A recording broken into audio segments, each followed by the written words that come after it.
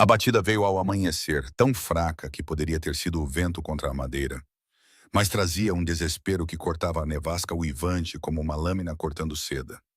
Ninguém se aproximava dos portões de ferro na colina sem convite, sem tremer, sem saber que talvez nunca saísse da mesma forma que entrou.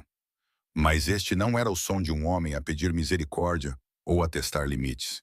Era algo completamente diferente, algo que fez os guardas trocarem olhares incertos através do caos branco rodopiante, a sua respiração formando nuvens tão espessas quanto a neve que cobria o chão sob as suas botas. Dentro da mansão, ele acordou de um sono inquieto, os seus instintos mais apurados do que qualquer sistema de alarme que o dinheiro pudesse comprar.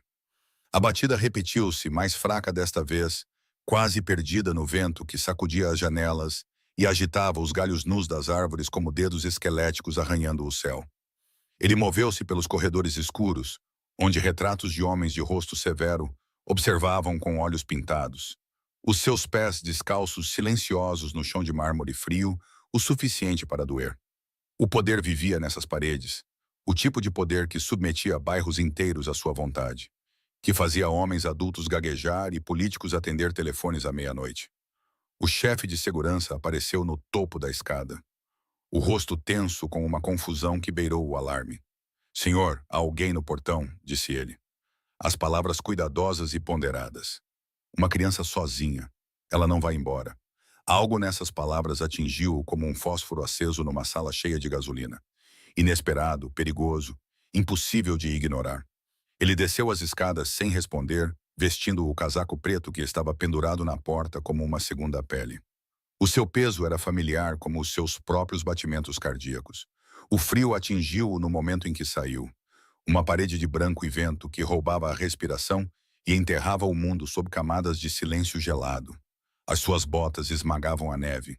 Já com 15 centímetros de profundidade, o som perdia-se imediatamente no rugido da tempestade. Através das grades ornamentadas do portão, ele viu-a, uma silhueta tão pequena que parecia impossível que ela tivesse sobrevivido à caminhada morro acima. O seu casaco era fino como papel, o cabelo coberto de cristais de gelo que refletiam a pouca luz que o amanhecer proporcionava através das nuvens agitadas acima. Ela olhou para cima quando a sombra dele caiu sobre ela, e por um momento o vento pareceu parar, o mundo prendendo a respiração. Os seus lábios estavam azuis. As suas pequenas mãos agarravam-se às grades, com os dedos brancos nas juntas devido ao frio e à determinação misturados em igual medida. "Senhor", ela sussurrou, e a sua voz mal parecia humana, rouca pelo frio e pelo choro. "A minha mãe não voltou para casa ontem à noite." As palavras pairaram entre eles como uma confissão, como uma oração oferecida à última pessoa que deveria ouvi-la. Ele já tinha ouvido pedidos antes, milhares deles, cada um se misturando ao seguinte até se tornarem ruído branco contra a trilha sonora do seu império. Mas isso não era um pedido. Era um fato apresentado por alguém muito jovem para entender que os fatos podem ser mais perigosos do que as mentiras. Os guardas esperavam pelo seu sinal, pela ordem que a mandaria de volta para a colina, para a tempestade. Em vez disso, ele mesmo estendeu a mão para o portão, as suas mãos, mãos que assinaram sentenças de morte e quebraram homens inquebráveis, trabalhando a fechadura com dedos que de repente pareciam desajeitados, incertos. O portão se abriu com um rangido de metal contra metal, e ela tropeçou para a frente, as pernas mal conseguindo mantê-la em pé. Ele a segurou antes que ela caísse, e o peso dela era nada, menos que nada, um monte de tecido congelado e ossos frágeis que tremiam como os de um pássaro.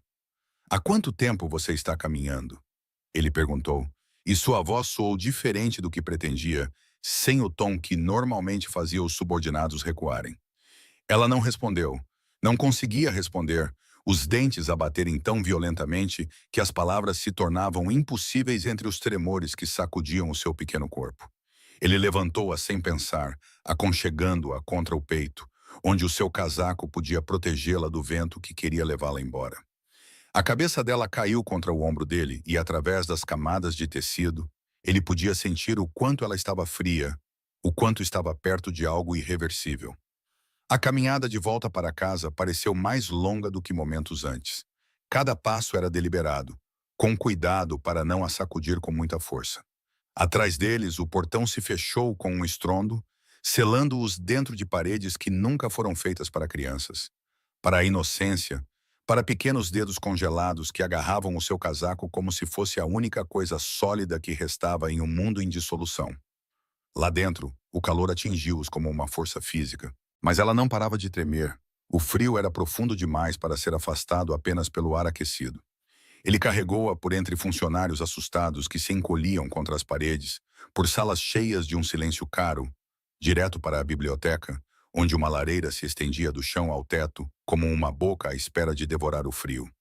Ele a colocou no sofá de couro mais próximo das chamas, e pela primeira vez em anos, se viu sem saber o que fazer a seguir, com as mãos pairando inutilmente enquanto ela se encolhia, ainda tremendo, ainda em silêncio, exceto pelo bater desesperado dos dentes contra a tempestade que assolava seu pequeno corpo. A governanta apareceu na porta com cobertores antes que ele pudesse chamá-los. Seus instintos maternos superaram anos de treinamento que diziam para nunca entrar em um quarto sem permissão. Ela envolveu a criança em camadas de lã e cachemira. Suas mãos calejadas eram eficientes, mas gentis, cacarejando suavemente como se estivesse lidando com um animal ferido, em vez de um ser humano que de alguma forma havia sobrevivido à montanha na escuridão do inverno. Ele deu um passo para trás, observando as chamas pegarem e dançarem pela madeira que estalava e chiava, projetando sombras nas paredes forradas com livros que ninguém mais lia. A respiração da criança começou a se estabilizar, os tremores violentos gradualmente diminuindo para ocasionais arrepios que percorriam os cobertores que a envolviam como réplicas após um terremoto. Chocolate quente, sussurrou a governanta, já se dirigindo para a porta. E sopa, a criança precisa.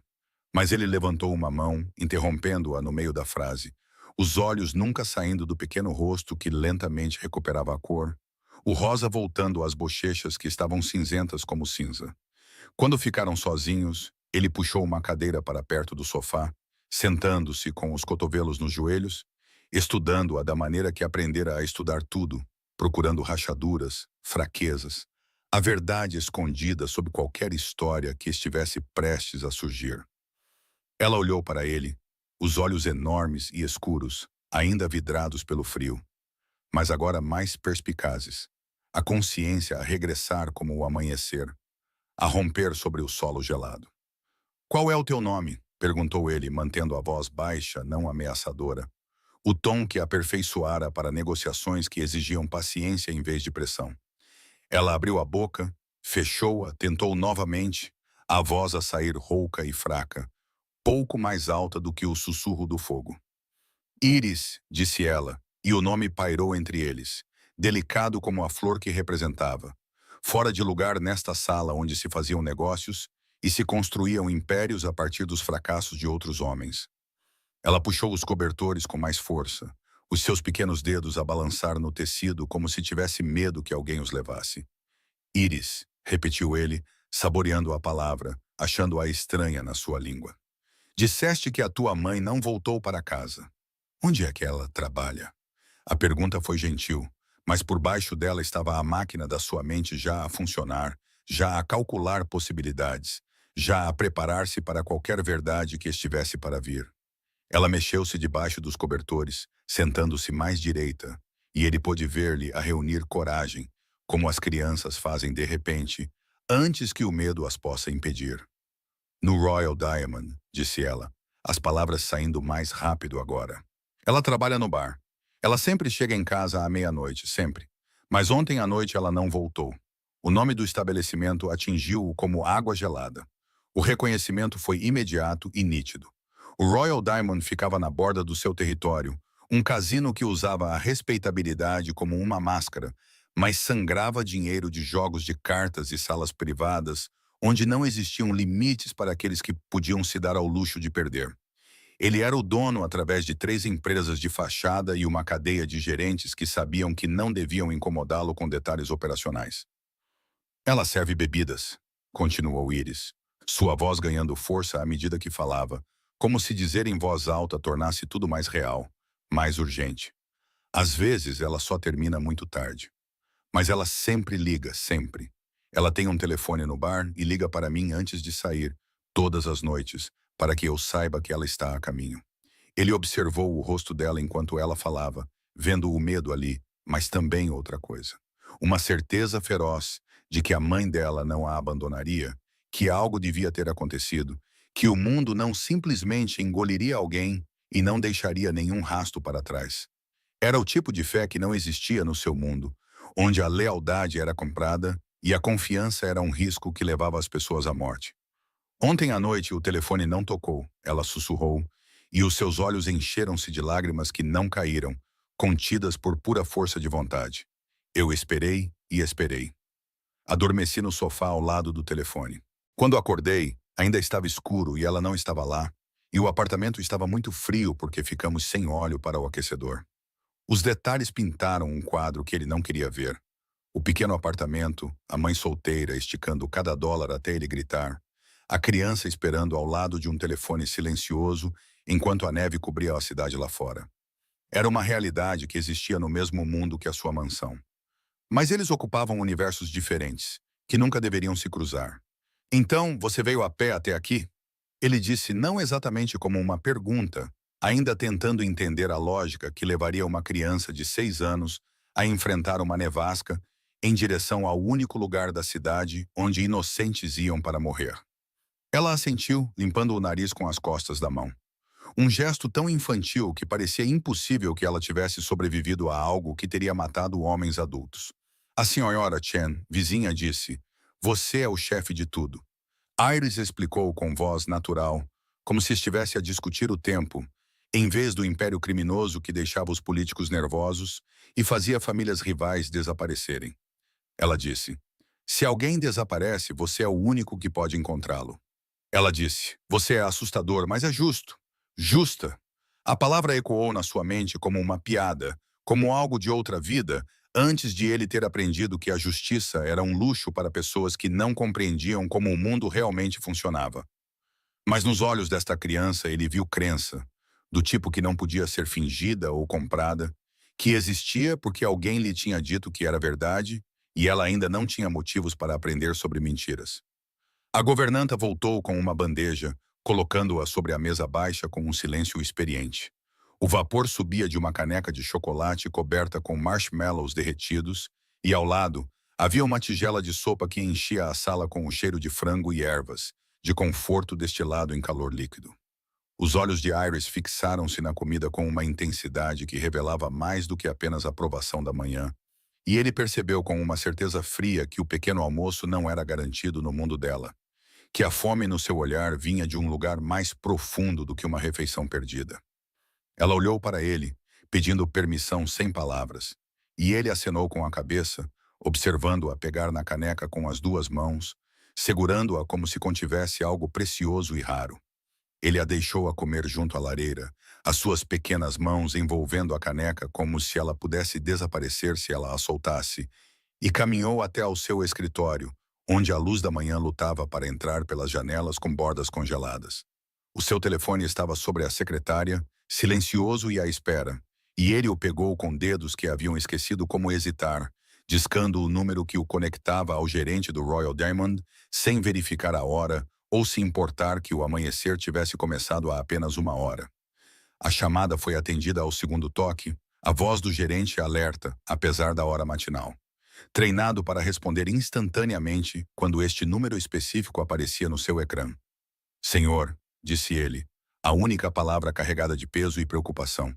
E o conhecimento de que uma chamada a esta hora significava que alguém tinha cometido um erro que precisava de ser corrigido. Tem uma barman que não foi para casa ontem à noite. Disse ele sem preâmbulos, com a voz monótona, desprovida de qualquer coisa que pudesse ser confundida com preocupação. Mulher, provavelmente com cerca de 30 anos, tem uma filha. Descubra onde ela está. Descubra agora.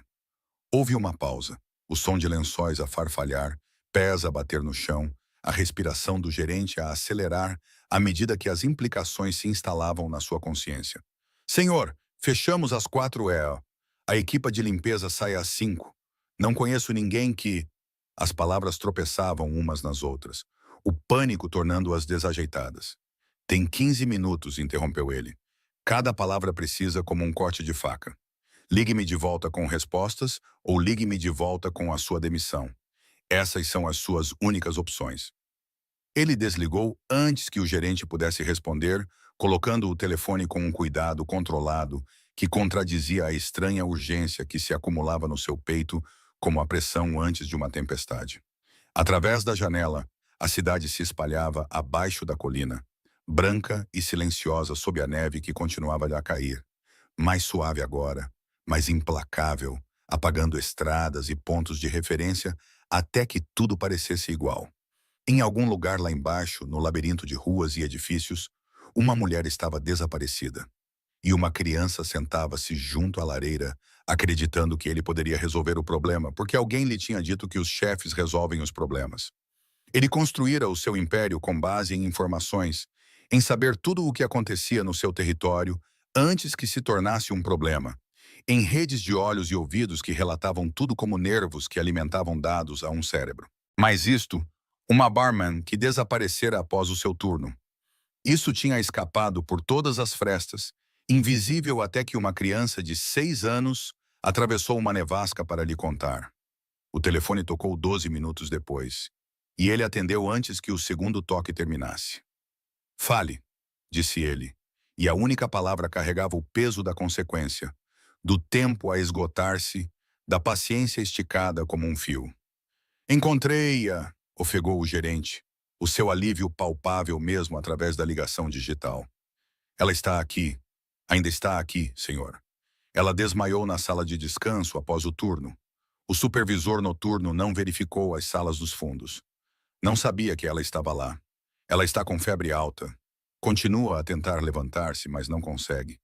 Está delirante. Ele já estava a mover-se antes que o gerente terminasse de falar. O seu corpo respondia a algo que ele não compreendia totalmente. Um instinto que não tinha lugar no seu mundo cuidadosamente controlado. Agarrou o casaco onde o tinha atirado para cima de uma cadeira. As suas chaves, o seu telemóvel, a sua mente já a pensar em rotas e horários e no que faria quando chegasse lá. A garagem tinha 12 carros, cada um escolhido para fins específicos. Velocidade, intimidação, anonimato, dependendo do que a situação exigisse. Ele escolheu o SUV preto com vidros escuros, construído como um tanque, mas mais rápido do que qualquer outro carro do seu tamanho tinha o direito de ser, abrindo ele mesmo a porta do motorista. Em vez de esperar que outra pessoa o fizesse, porque esperar parecia impossível, insuportável.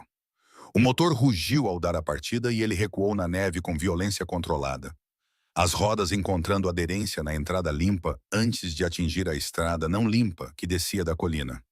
A cidade se abriu diante dele, vazia a essa hora, a tempestade tendo levado todos para dentro, exceto aqueles que não tinham para onde ir. Ele dirigiu rápido, mas não de forma imprudente, com as mãos firmes no volante, a mente já no cassino, já vendo o que precisava acontecer a seguir. O Royal Diamond anunciava-se com letreiros de neon ofuscados pela luz do dia e pela neve. O estacionamento vazio, exceto por alguns carros pertencentes à equipe de limpeza e aos croupiers que trabalharam durante a noite. A entrada principal estava trancada, mas ele tinha as chaves de todas as portas de todos os edifícios que possuía. Em segundos, estava dentro, a atravessar o piso principal, onde as slot machines estavam silenciosas e as mesas de jogo aguardavam sob coberturas protetoras.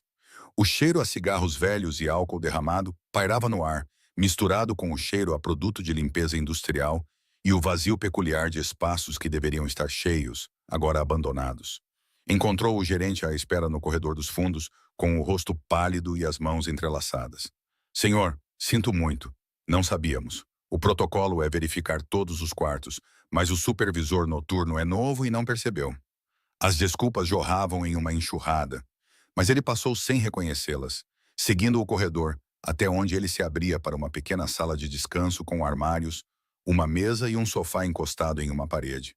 Ela estava deitada ali, metade sobre as almofadas gastas, metade fora delas, o corpo encolhido, tremendo apesar do cobertor que alguém havia jogado sobre ela. O rosto estava corado pela febre, o cabelo grudado na testa pelo suor, os lábios movendo-se silenciosamente, formando palavras que poderiam ser o nome da filha ou um agradecimento a forças que não estavam ouvindo. Ele atravessou a sala em 3 passos, ajoelhando-se ao lado do sofá, a mão estendida para a testa dela antes que pudesse pensar melhor.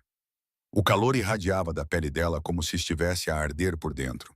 E quando os dedos dele a tocaram, os olhos dela se abriram, desfocados e vidrados, vendo algo que não era ele, não era a sala, não era nada real.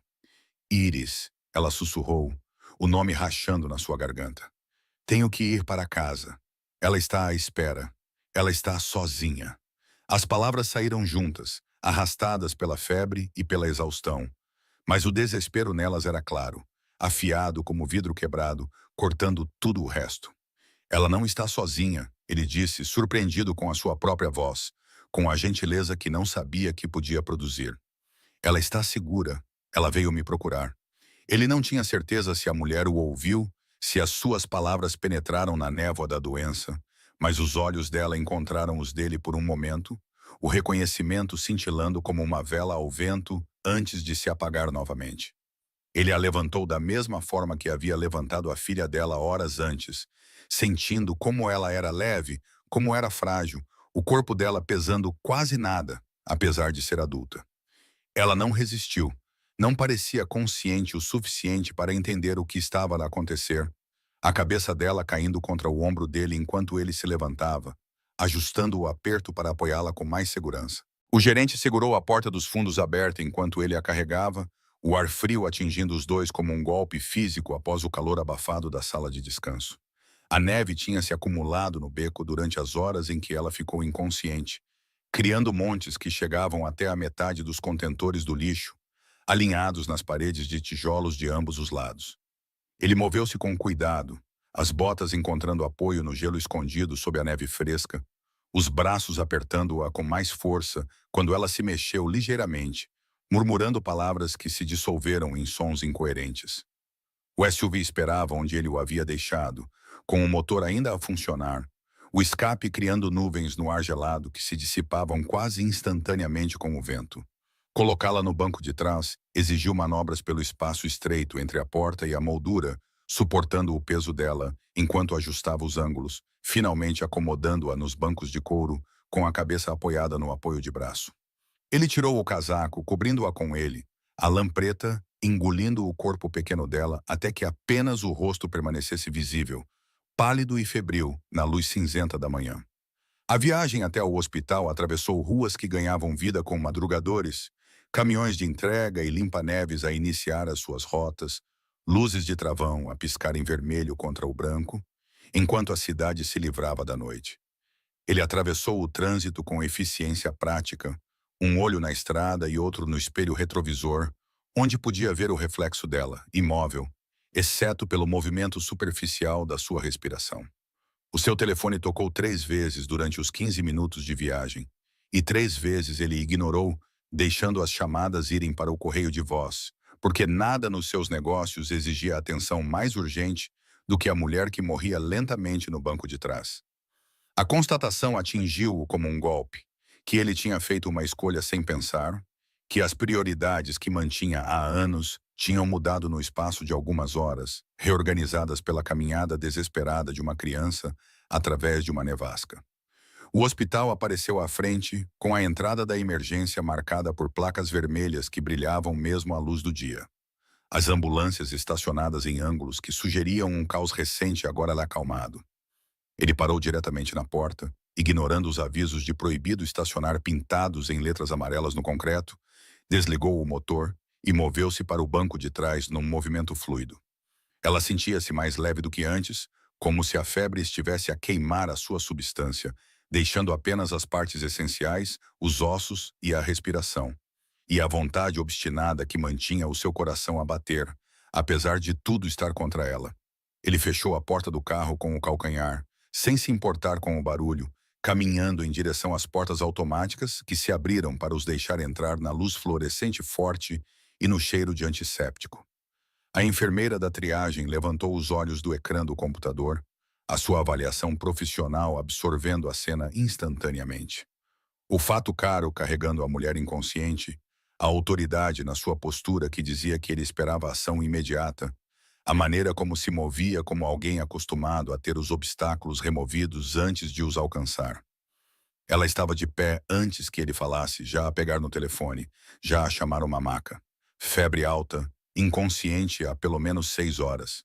Possível exposição ao frio, disse ele. A sua voz era seca, eficiente, transmitindo informações como um diagnóstico em vez de um apelo. Ela tem uma filha de 6 anos à sua espera. Ela precisa de ajuda agora. 2 auxiliares apareceram com uma maca com rodas, as suas mãos estendidas para atirar dos braços dele. E por um momento os seus braços apertaram-se, a resistência acendendo-se antes que a lógica a superasse. Ele a deitou no colchão fino, observando enquanto eles prendiam as correias e verificavam os sinais vitais. Seus movimentos rápidos e experientes. Seus rostos não revelando nada sobre o que viam ou pensavam. Eles a levaram para longe através de portas duplas que se fecharam com determinação, deixando-o parado no meio da sala de emergência com o casaco ainda no banco de trás e as mãos vazias pela primeira vez em horas. Ao seu redor, outras pessoas esperavam. Um homem segurando uma toalha ensanguentada na mão. Uma mãe com uma criança a tossir. Vidas que se cruzam em crise num espaço concebido para acolher pessoas quando elas caem. Ele aproximou-se do balcão de registro, onde uma mulher com olhos cansados levantou os olhos de uma prancheta, os dedos posicionados sobre um teclado. Preciso de informações sobre o estado dela, disse ele. E não era um pedido. Não foi formulado como algo que pudesse ser negado. Mas a expressão da mulher não mudou. Cortesia profissional blindada contra intimidação. É da família? Perguntou ela. A pergunta rotineira exigida por regulamentos que não se importavam com poder ou influência, ou com quantos edifícios alguém possuía. A palavra pairou entre eles. Família, simples e carregada, significando tudo e nada, dependendo do contexto. Sangue, lei, laços que transcendiam a burocracia. Não, ele admitiu a verdade estranha na sua língua, reconhecendo a limitação numa vida construída para romper limitações. Mas a filha dela está na minha casa. Ela tem 6 anos. Ela atravessou uma nevasca para me pedir que encontrasse a mãe dela. Então, eu a encontrei. A expressão da mulher suavizou-se ligeiramente. Algo humano rompendo a máscara profissional. Vou anotar no arquivo, disse ela. Sua voz agora mais gentil, mas não posso garantir que os médicos falarão com você. As leis de privacidade são rígidas e sem consentimento ou relação legal. Ela deixou a frase incompleta, contendo volumes sobre regras e regulamentos e as barreiras que eles criavam entre as pessoas.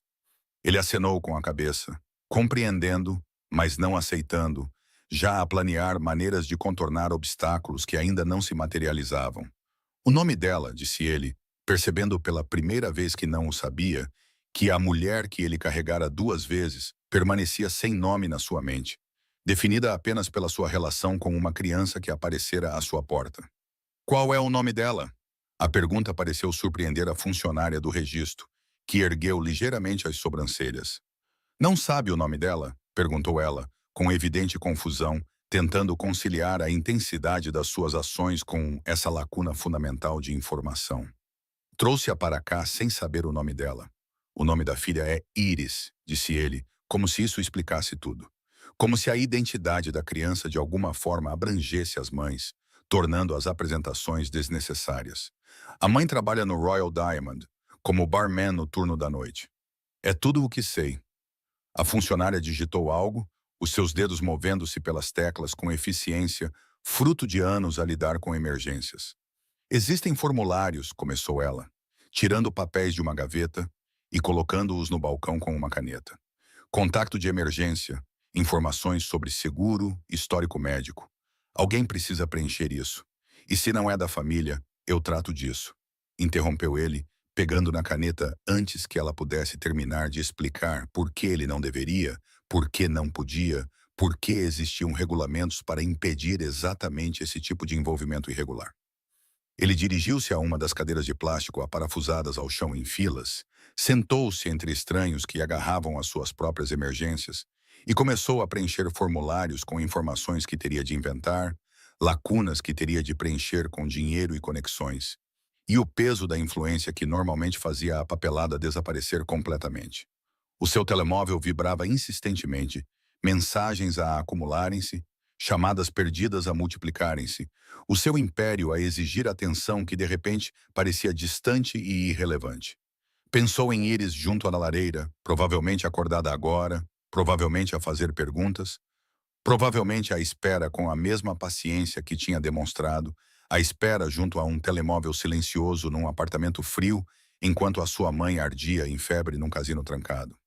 O peso se estendeu por horas que pareciam suspensas fora do tempo normal, minutos passando lentamente no relógio de parede enquanto a sala de emergência passava por seu desfile de sofrimento humano. Ele permaneceu na cadeira de plástico, formulários preenchidos com meias-verdades e suposições. Seu telefone agora estava completamente silencioso. O mundo além dessas paredes estava em espera por uma decisão que ele não havia tomado conscientemente, mas não podia desfazer. Uma médica finalmente surgiu através das portas duplas, examinando a sala de espera com olhos que tinham visto demasiados turnos longos, a sua bata amarrotada e manchada de café. Ela aproximou-se da secretária, falou baixinho com o funcionário e depois virou-se para ele com um andar deliberado de alguém que dá notícias que exigem palavras cuidadosas, tons medidos, distância profissional de resultados que podem ser devastadores. De qualquer forma, ela está estável, disse a médica. E essas duas palavras trouxeram alívio como oxigênio após um afogamento. Caso grave de gripe complicado por exaustão e desidratação. O sistema imunitário dela já estava comprometido. Provavelmente estava a funcionar em vazio há semanas, talvez meses. Mais algumas horas sem tratamento e estaríamos a ter uma conversa diferente. Ele absorveu a informação em silêncio, a sua mente já a calcular o tempo de recuperação. Complicações. O que viria a seguir?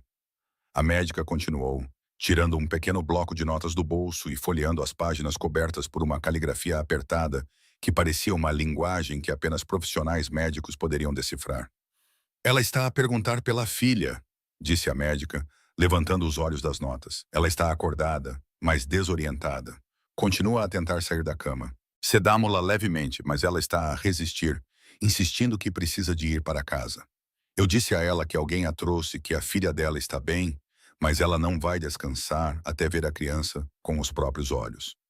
As palavras pintaram um quadro de desespero que transcendia a doença, o instinto maternal superando o instinto de sobrevivência, a necessidade de proteger a filha mais forte do que a demanda do corpo por cura.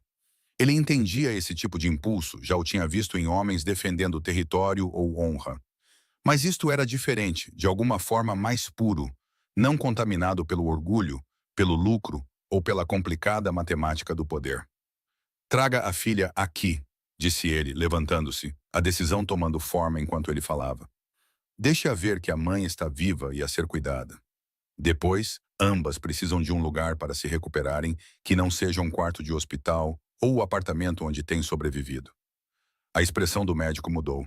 A neutralidade profissional rachou ligeiramente, revelando curiosidade misturada com cansaço. E você está a oferecer esse lugar? Perguntou ela, com uma pergunta que carregava implicações sobre motivações e intenções, sobre homens em fatos caros que apareciam com mulheres inconscientes e faziam declarações sobre o futuro delas. Tenho espaço, disse ele simplesmente, sem explicar mais, sem justificar o que não precisava de justificação na sua própria mente. Espaço mais do que suficiente. Ela precisa de descanso, comida adequada, calor, tempo para se curar sem se preocupar com aluguer, ou turnos, ou como vai se virar. A criança precisa da mãe saudável. Eu posso proporcionar essas coisas. A médica estudou-o por um longo momento, com uma avaliação clínica e minuciosa, procurando sinais de alerta que anos de medicina de emergência a ensinaram a reconhecer. O que quer que ela tenha visto ou não visto, fez com que ela acenasse lentamente com a cabeça, aceitando o acordo, mesmo com perguntas não formuladas nos seus olhos. Ela precisará ficar aqui por pelo menos 48 horas, disse a médica, com a voz voltando à eficiência profissional. Soro, monitorização, antibióticos para combater a infecção. Depois disso, se alguém estiver disponível para cuidar dela em casa, podemos dar-lhe alta com receitas e consultas de acompanhamento. Mas ela não pode voltar ao trabalho por pelo menos 2 semanas, possivelmente mais, dependendo de como ela responder ao tratamento. 2 semanas sem rendimentos, 2 semanas de renda a vencer e contas a acumular-se. E uma criança que precisava de comer todos os dias, independentemente das circunstâncias. A matemática era simples e brutal, do tipo que empurrava as pessoas de volta ao trabalho antes que estivessem prontas, que transformava doenças menores em graves por negligência nascida da necessidade e não da escolha. Ele pegou o telemóvel e digitou uma mensagem para a governanta com instruções claras e inegociáveis. Preparar um quarto, algo quente para a criança, um carro para levá-la ao hospital dentro de 1 hora. A resposta veio imediatamente, uma palavra: entendido. Sem perguntas, sem hesitação, apenas obediência que vinha de anos, sabendo quando não perguntar o porquê. Preciso vê-la, disse ele. As palavras o surpreenderam assim que saíram. Antes de trazer a filha, preciso ver se ela está realmente estável, se vai sobreviver a isso. A vulnerabilidade no pedido parecia estranha, desconfortável, como usar roupas que não serviam direito. A médica considerou isso, ponderando os protocolos em relação às circunstâncias incomuns, e então apontou para as portas duplas. 5 minutos, disse ela. Ela está sedada, mas responsiva. Não a perturbe. Não faça promessas sobre a filha dela que não possa cumprir. E se algum monitor começar a apitar, afaste-se e deixe-nos trabalhar. Ele seguiu-a por corredores que cheiravam a lixívia e sofrimento humano, passando por quartos onde cortinas escondiam agonias privadas, onde máquinas apitavam ritmos que significavam que a vida continuava, apesar de tudo tentar impedi-la. Pararam num quarto perto do fim do corredor. A médica puxou uma cortina para revelar um espaço mal suficiente para a cama e o equipamento que a rodeava. Ela estava deitada ali, ligada a tubos e fios, com uma intravenosa a alimentar o seu braço com um líquido transparente, monitores a monitorizar as funções básicas que definiam a existência, batimentos cardíacos, oxigênio, pressão arterial. Os seus olhos estavam fechados. O seu rosto já não estava corado pela febre, mas agora estava pálido, exausto. As olheiras sugeriam um cansaço que ia além de um turno difícil ou de uma noite sem dormir. Ele aproximou-se, os seus sapatos silenciosos no chão de azulejos, parando ao lado da cama, onde podia ver o leve subir e descer do peito dela. Evidência de vida persistente. De perto, ele podia ver detalhes que não tinha percebido no caos de encontrá-la.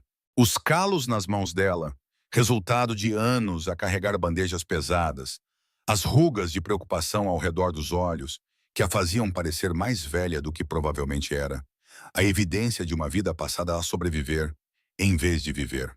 Os olhos dela abriram-se lentamente, lutando contra a sedação, focando-se nele com um esforço que parecia custar-lhe tudo o que lhe restava.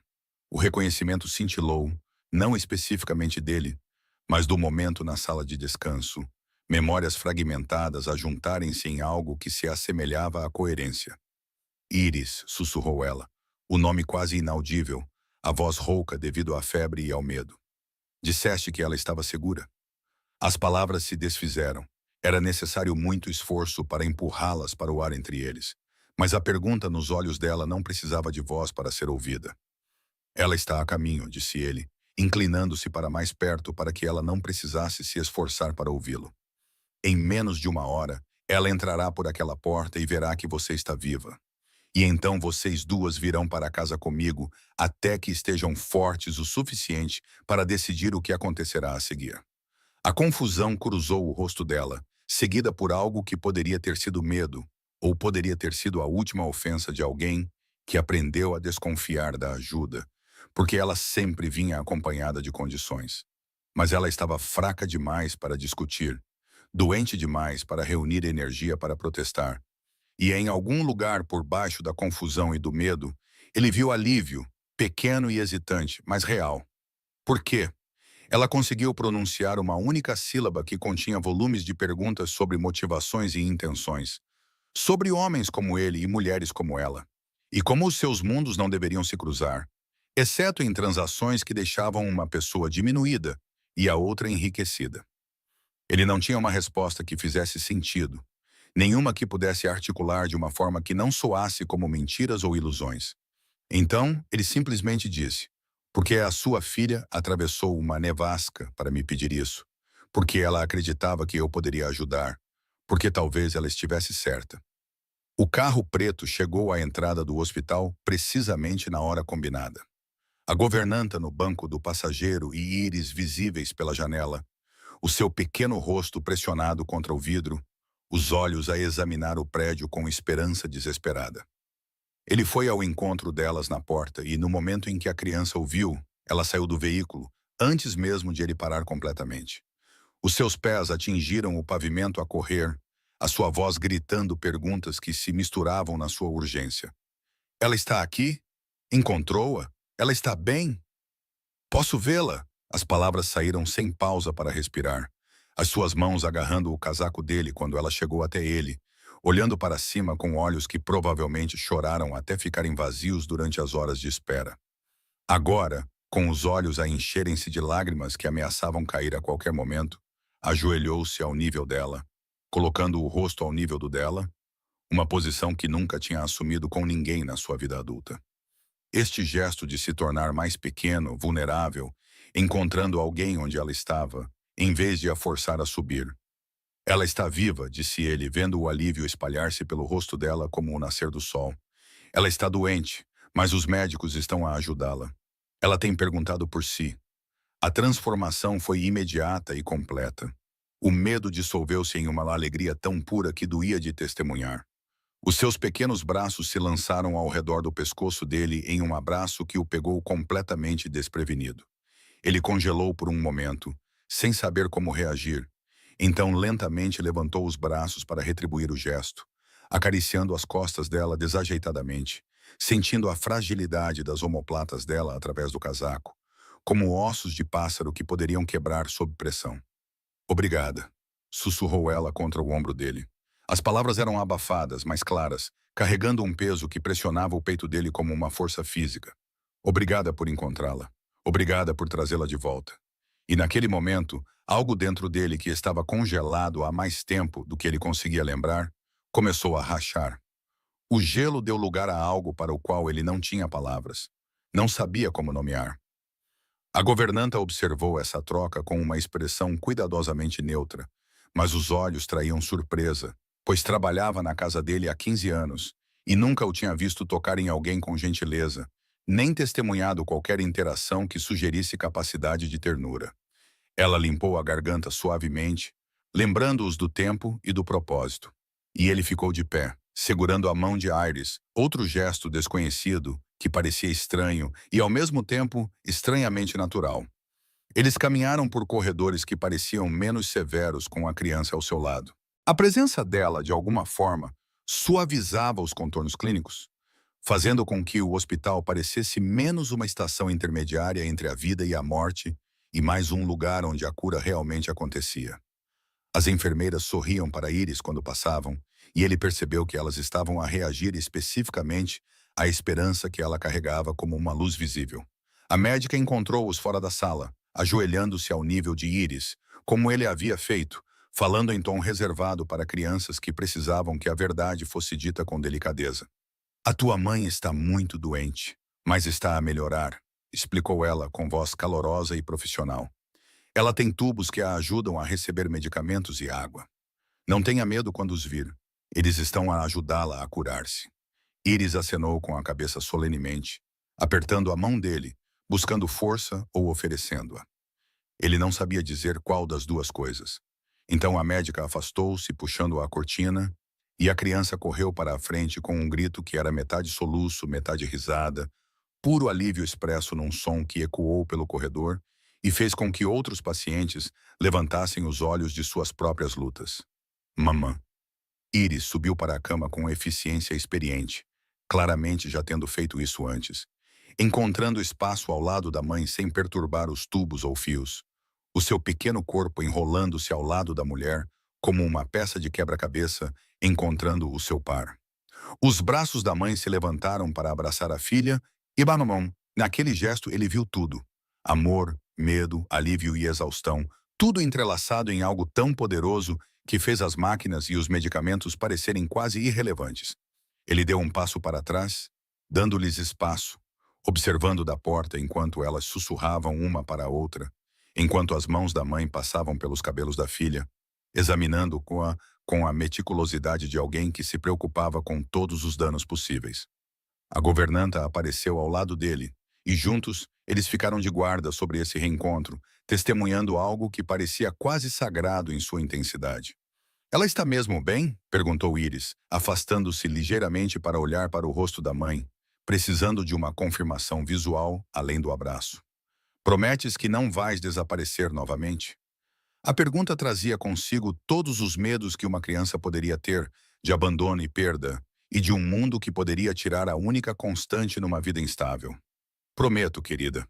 Sussurrou a mãe e os seus olhos encontraram os dele por cima da cabeça de Iris, mantendo o seu olhar com algo que poderia ser gratidão ou poderia ser desafio, perguntando silenciosamente o que significava o seu envolvimento, que preço acabaria por ser exigido pela ajuda que ele tinha oferecido.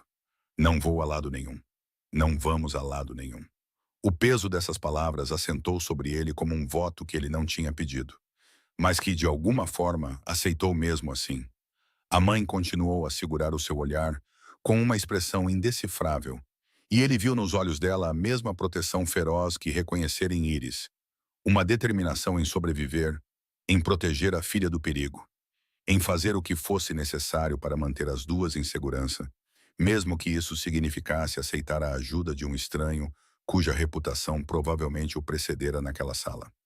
O médico diz que precisa de descansar, disse ele, quebrando o silêncio que se prolongava há demasiado tempo, semanas, sem se preocupar com renda, comida ou turnos.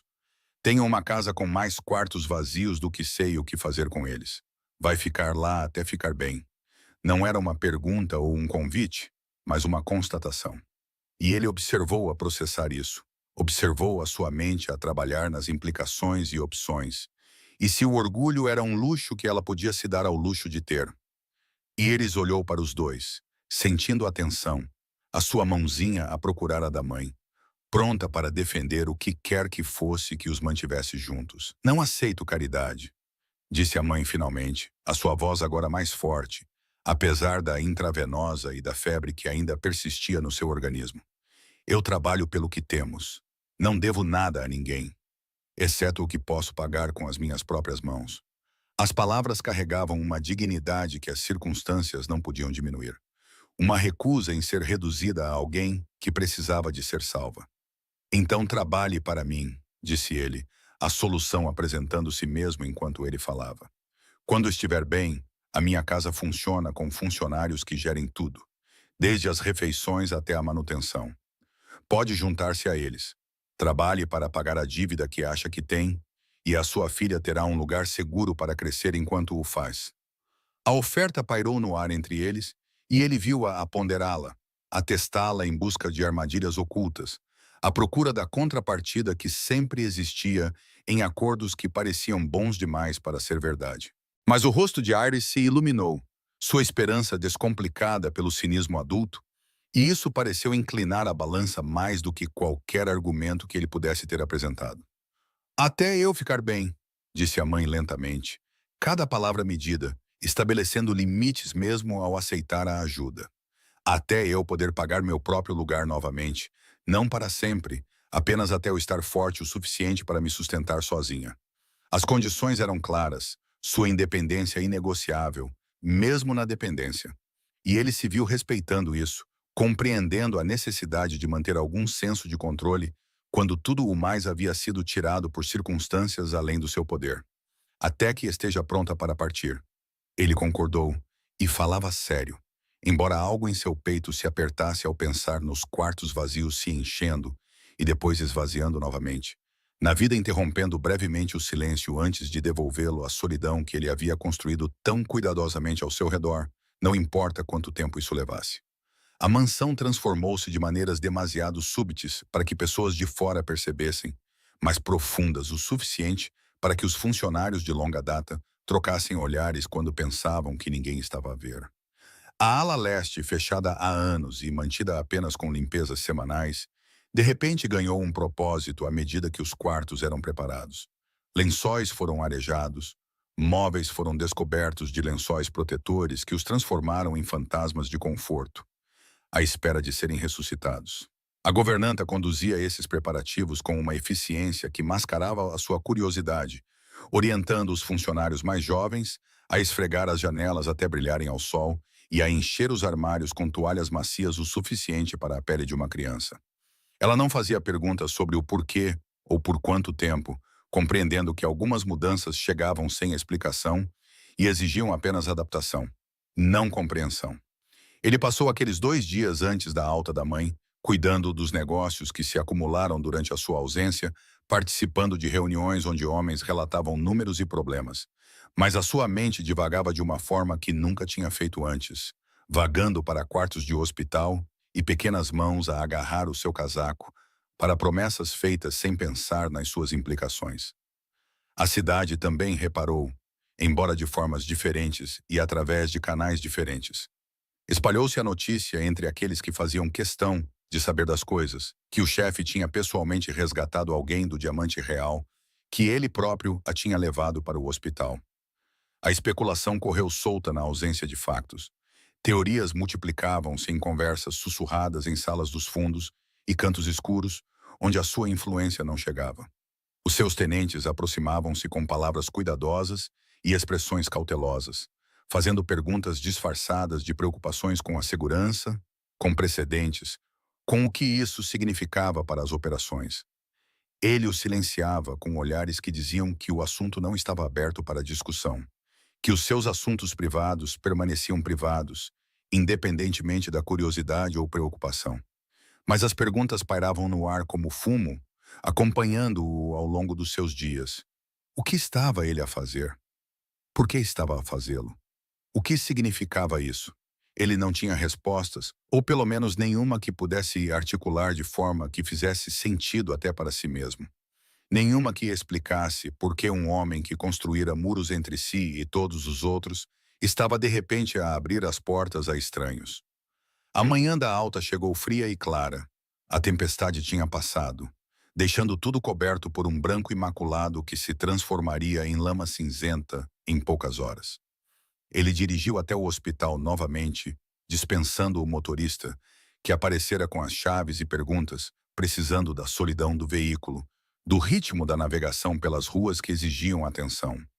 A mãe estava sentada na beira da cama do hospital, totalmente vestida, quando ele chegou, usando as mesmas roupas com que desmaiara, agora limpas e passadas pela lavandaria do hospital. Iris estava sentada ao lado dela, balançando as pernas que não chegavam ao chão, tagarelando sobre o quarto que a esperava, sobre a casa na colina que ela descrevera em termos que a faziam parecer um castelo de contos de fadas. "Pronta?"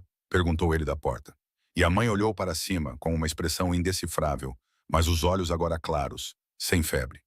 Levantou-se lentamente, testando a sua força, com uma mão no ombro de Iris para se equilibrar ou se sentir segura. Talvez ambos. A sua linguagem corporal transmitia incerteza sobre o que viria a seguir. O processo de alta demorou mais do que deveria. As enfermeiras davam instruções sobre os medicamentos e as consultas de acompanhamento.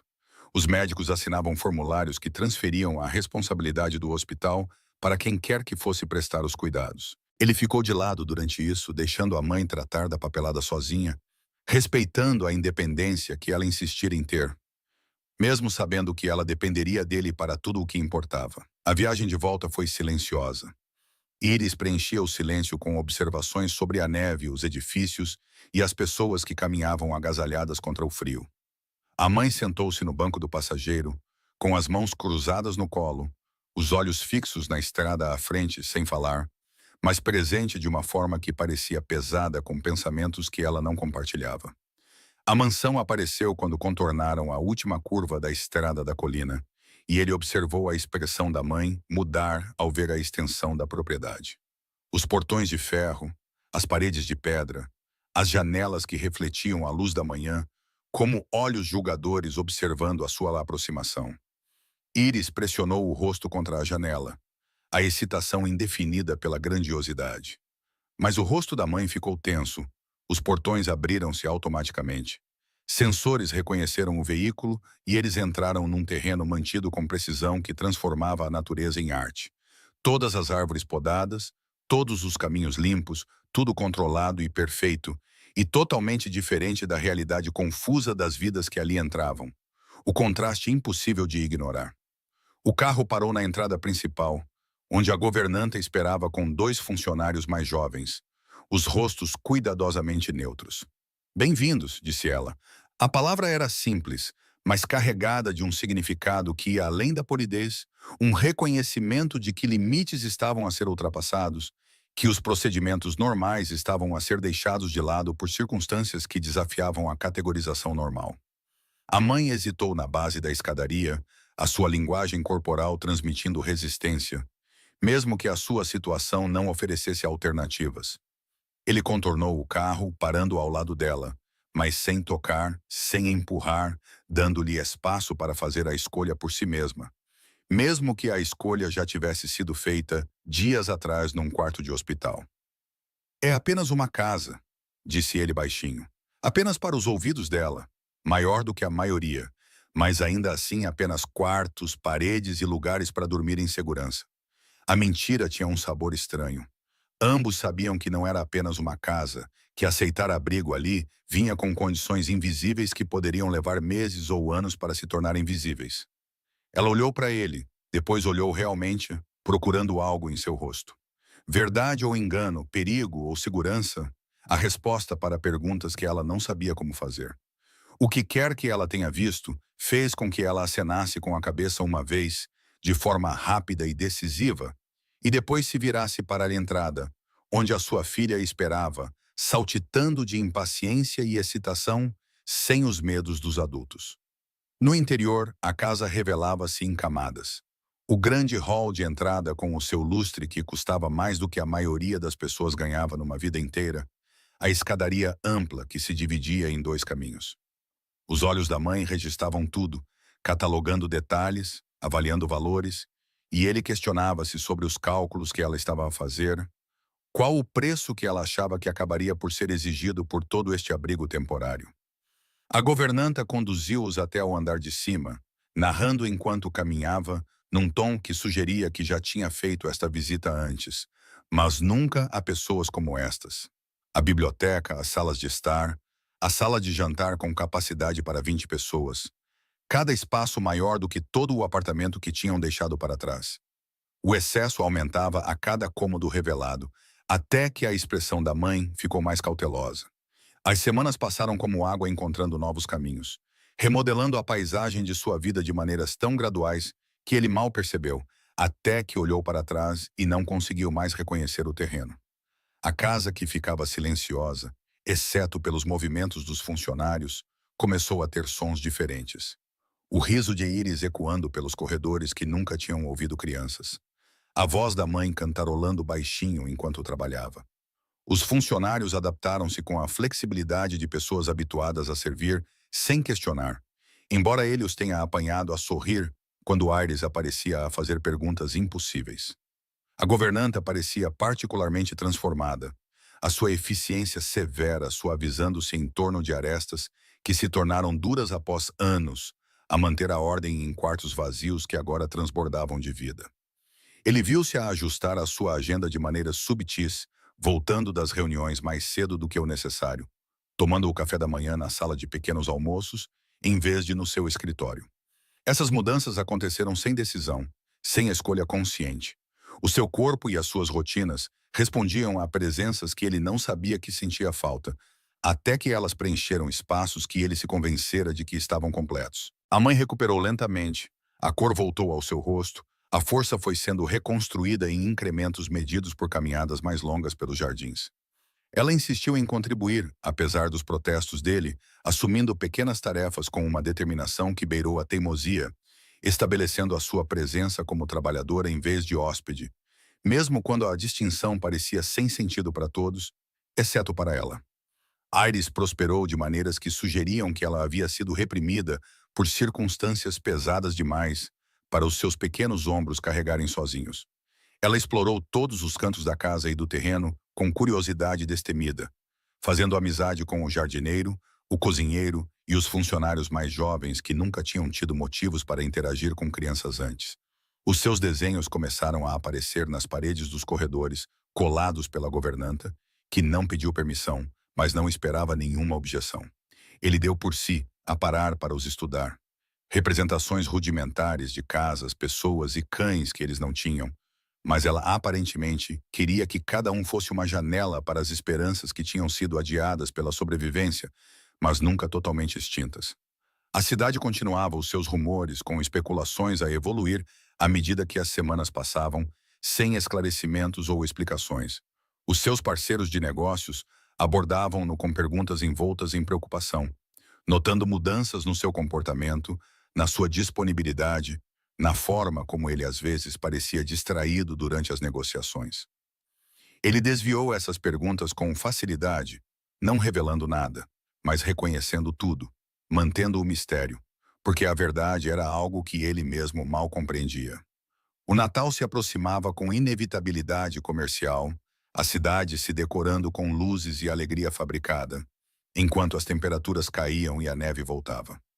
A equipe começou os preparativos para as festas que ele nunca havia celebrado, além dos jantares obrigatórios com parceiros de negócios que esperavam que as tradições fossem observadas como contratos vinculativos, mas sem sentido além de seu cumprimento. Este ano parecia diferente, mesmo antes de alguém sugerir que deveria ser.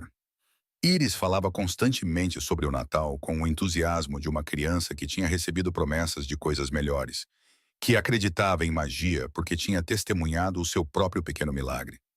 A mãe ouvia esses planos animados com expressões que oscilavam entre a alegria pela filha e a preocupação com expectativas que provavelmente não poderiam ser atendidas. Ele se viu tomando decisões que o surpreenderam, aprovando uma árvore para o hall de entrada principal quando a governanta mencionou isso. Autorizou a compra de decorações que nunca tinham sido necessárias antes, chegando mesmo a conduzir até um terreno nos arredores da cidade, onde famílias passeavam entre fileiras de árvores perenes, escolhendo aquela que parecia certa, sem se preocupar com simetria ou considerações práticas. A Iris foi com ele, com a mão na sua, agora tão natural como respirar. As suas opiniões eram firmes sobre qual árvore tinha a melhor forma, os ramos mais cheios. Trouxeram-na de volta, amarrada ao tejadilho do Silk V, e a mãe ficou na escadaria da frente, observando a chegada deles, com uma expressão que ele não conseguia decifrar. Algo entre gratidão e apreensão, felicidade e medo. Naquela noite, todos juntos decoraram a casa. Os funcionários abandonaram as fronteiras habituais para pendurar enfeites e luzes, enquanto Iris dirigia as operações. A mãe trabalhava ao lado da governanta, as suas mãos ocasionalmente tocando-se enquanto passavam as decorações, as suas vozes baixas numa conversa que ele não conseguia ouvir, mas podia sentir que tinha um peso além da conversa fiada. Os dias encurtaram à medida que o solstício de inverno se aproximava, a escuridão chegando cedo e durando muito tempo. Mas dentro da mansão, as luzes brilhavam com um calor que parecia genuíno, em vez de decorativo.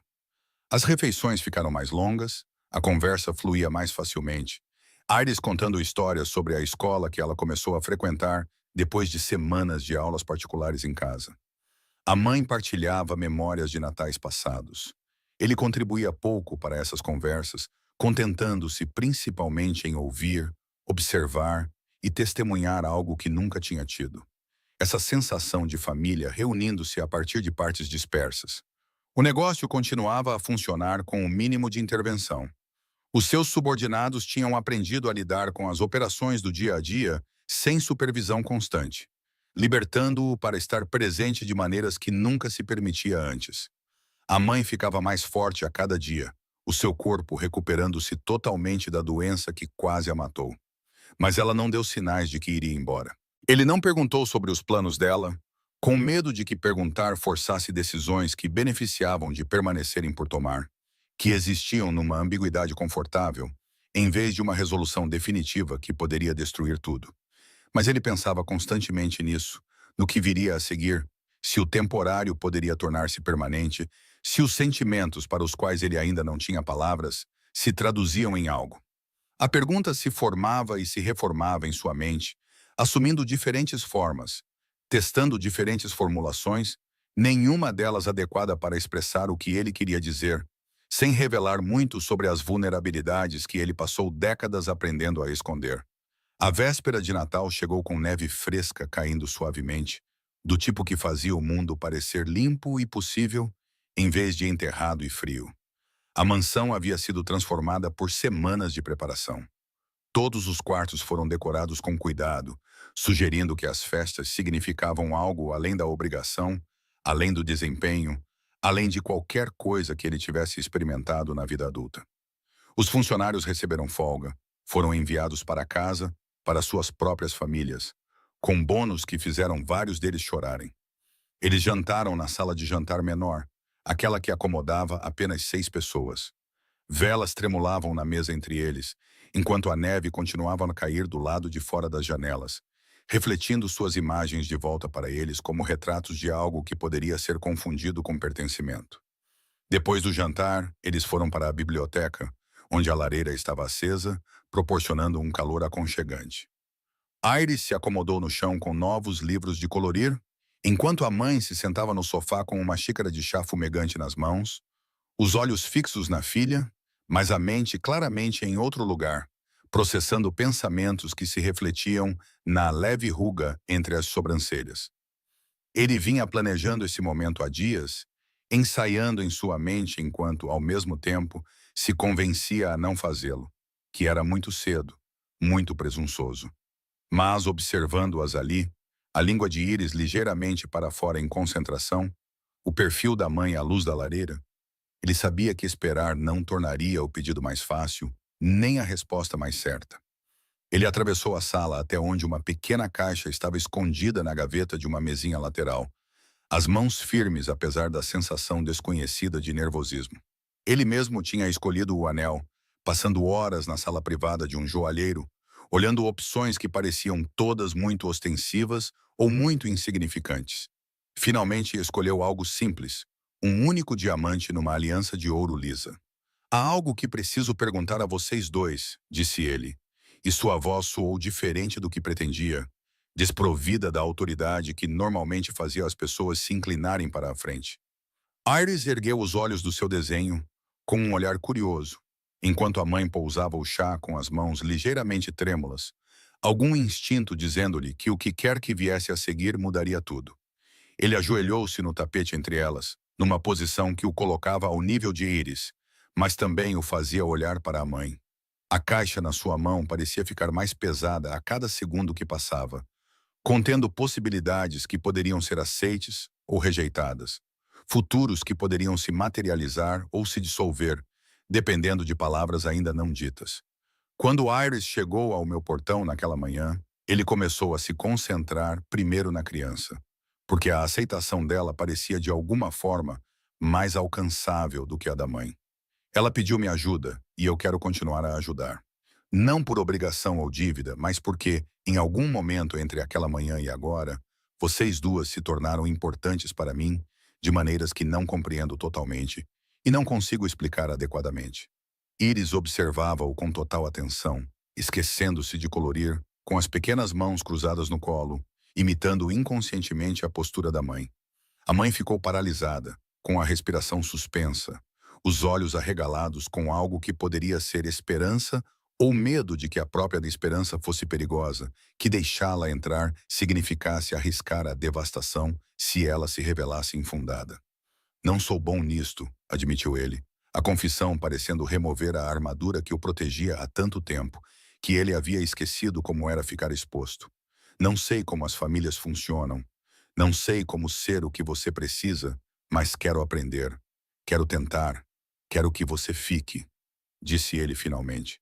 As palavras eram simples, mas carregavam tudo o que ele não conseguia expressar.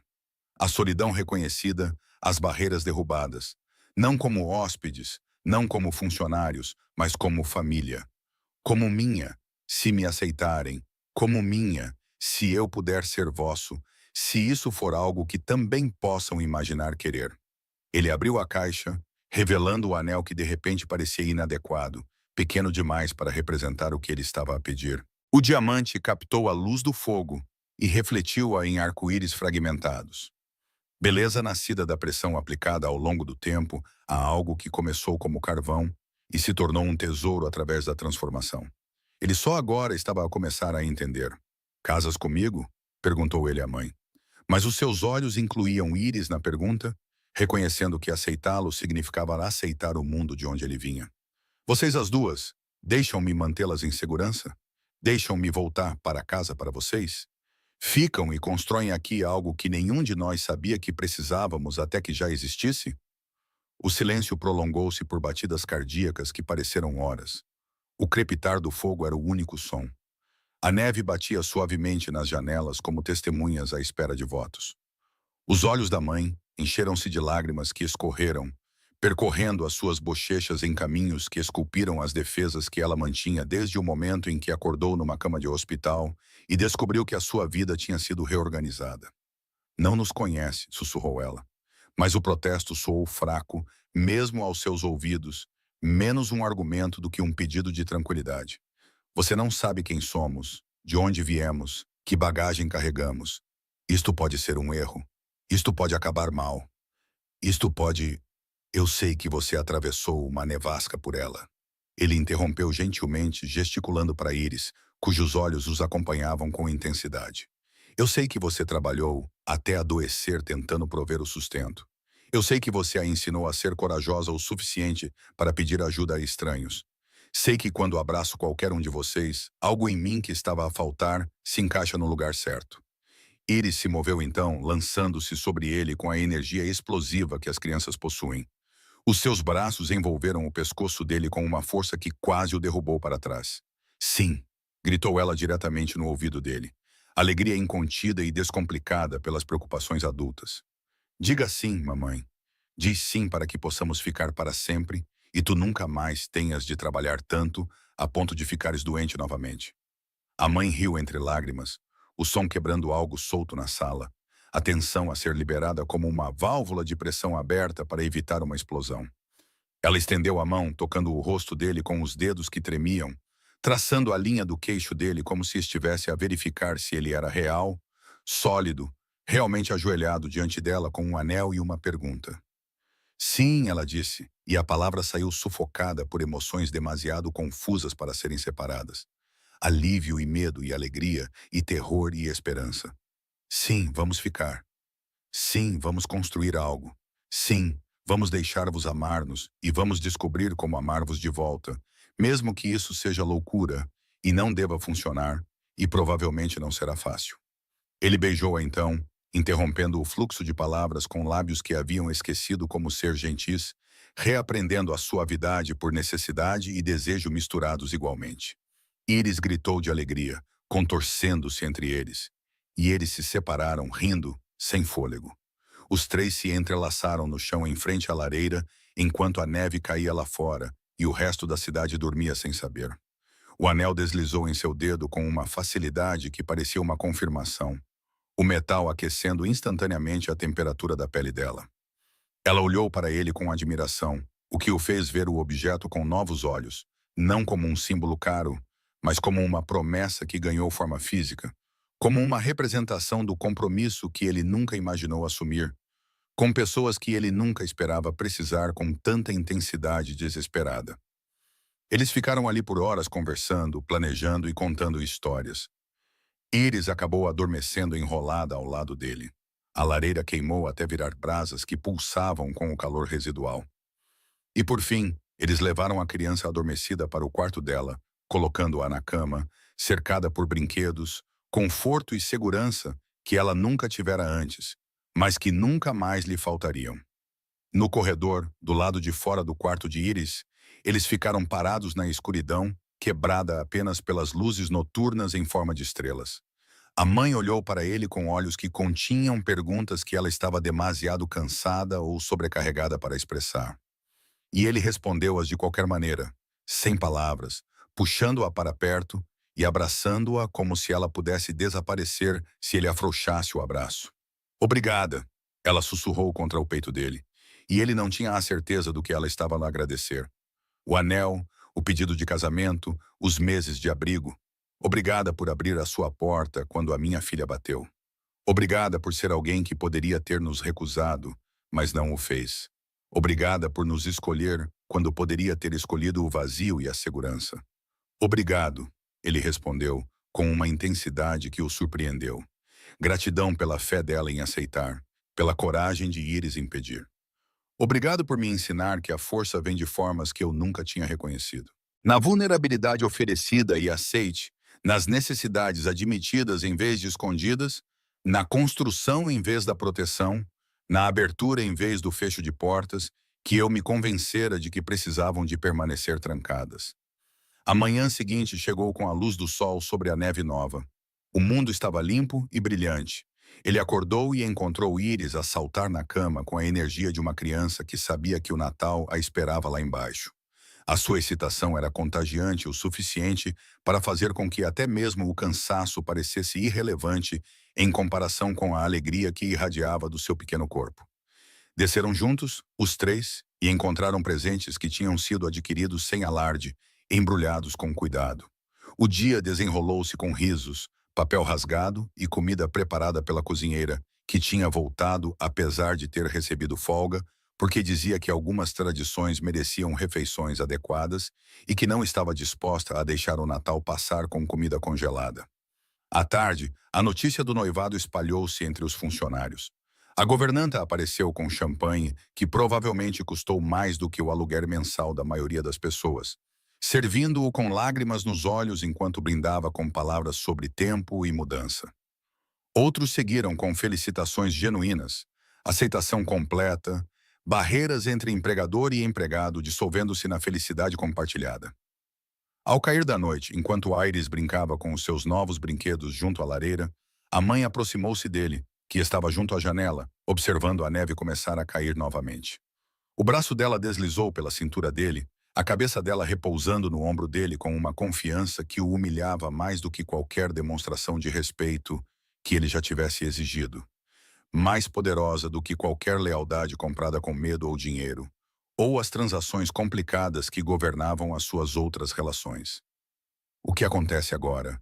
perguntou ela baixinho, a pergunta prática por baixo da sua simplicidade, reconhecendo que as promessas feitas à luz da lareira ainda tinham de sobreviver à luz do dia.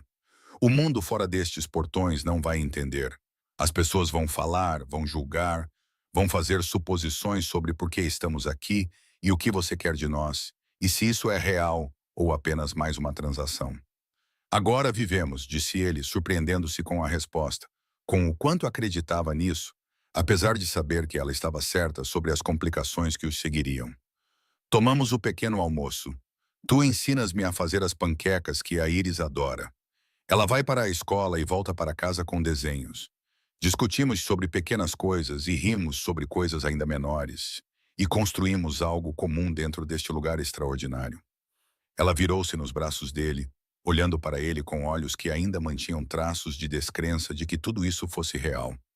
Ele beijou a testa dela, gentil e reverente, selando as promessas feitas diante do fogo e das testemunhas, reconhecendo que, a partir deste momento, as suas escolhas levariam em conta dois outros corações batendo em ritmo com o seu, as necessidades, a segurança e a felicidade deles mais importantes do que o império ou a reputação.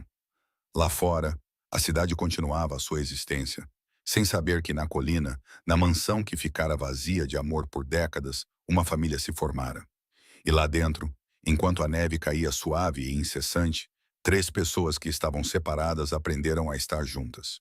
Começando por este momento e estendendo-se para os dias de amanhã, elas construiriam um dia de cada vez. Uma refeição, uma risada acumulada até se tornar uma base forte o suficiente para durar. Obrigado a todos por acompanharem esta história desde a manhã fria em que uma menina bateu num portão até esta noite quente em que uma família nasceu da neve e das circunstâncias. Se gostaram de ver Iris, a sua mãe e o homem que aprendeu a abrir o seu coração, encontrar o seu caminho um para o outro, escrevam nos comentários de onde estão a assistir. Não se esqueçam de gostar, subscrever e partilhar este vídeo. O vosso apoio significa tudo e ajuda-me a continuar a trazer-vos histórias sobre esperança, segundas oportunidades e o poder de escolher ajudar, mesmo quando é inesperado.